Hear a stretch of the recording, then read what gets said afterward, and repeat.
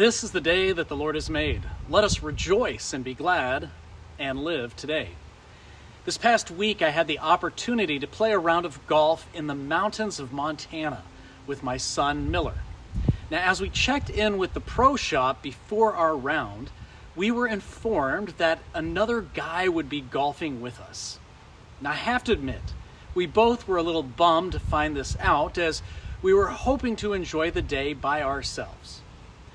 But as we drove down to the first tee box to meet our new friend for the day, I couldn't help but think about today's gospel reading and how it's not just applying to life, but this situation in particular. In our reading, we hear Jesus say, "Whoever welcomes you welcomes me, and whoever welcomes me welcomes the one who sent me." Now, there's no room in escaping this one. I'm confident Jesus would say that this applies to strangers joining you for a round of golf.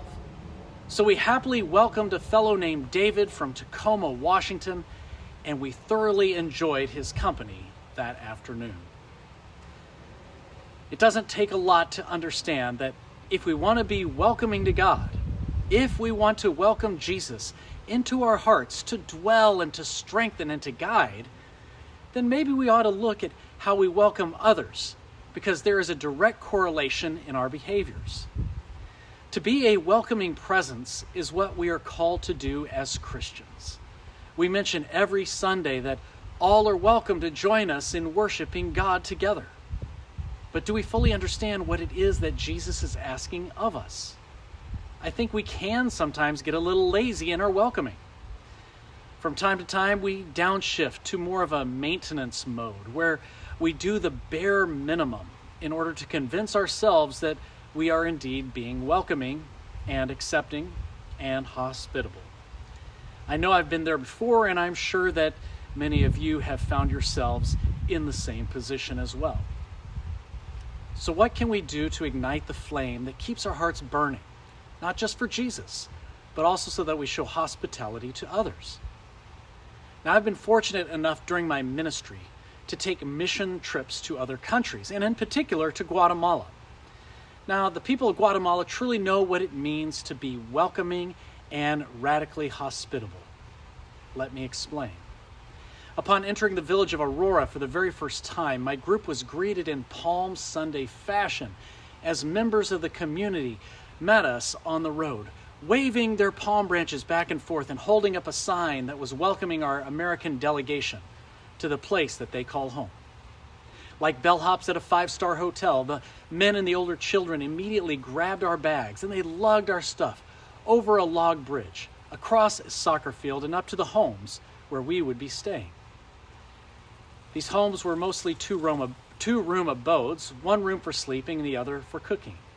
The walls were made of chainsaw-cut lumber, and the roof was either tin or thatched palms. The floor, packed dirt, and there were no windows. A single light bulb hung from the ceiling. The beds, wow, they were incredible. 2 wood planks stretched across a couple of cinder blocks. The owners of the homes would be relocating themselves to the church, where they would sleep on the floor so that we might have privacy in our own space. Talk about radical hospitality. Over the course of our stay, we experienced a welcoming generosity and hospitality that was unparalleled. While the men of the congregation made only $4 a day working in the cardamom fields in order to support their families, we were offered Cokes and bottled water at their expense throughout the day. While they ate corn tortillas and beans for every meal, we were given chicken. While they ran around in the same clothes each and every day, they insisted on washing our clothes down in the river so that we might be fresh and clean.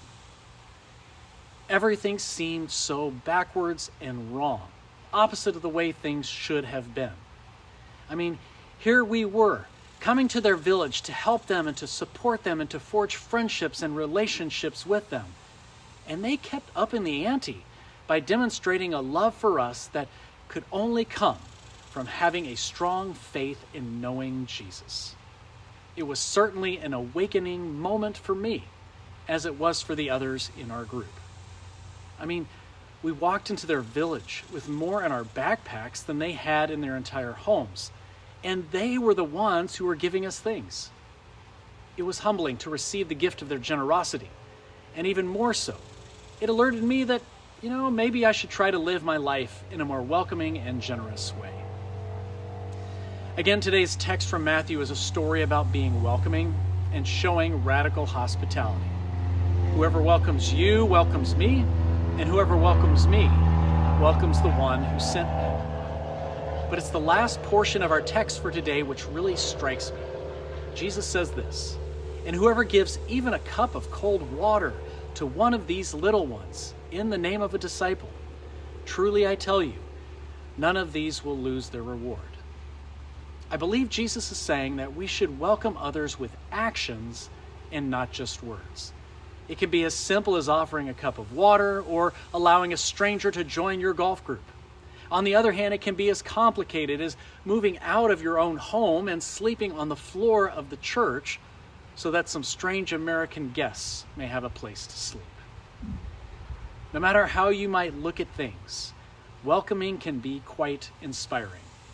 As I reflect on my trips to Guatemala, I think, if those Guatemalans who have very little in the form of material wealth, and who I have just met, if they are so willing to give of themselves, then how much more will God, who created and owns everything, also give of himself to every Christian believer?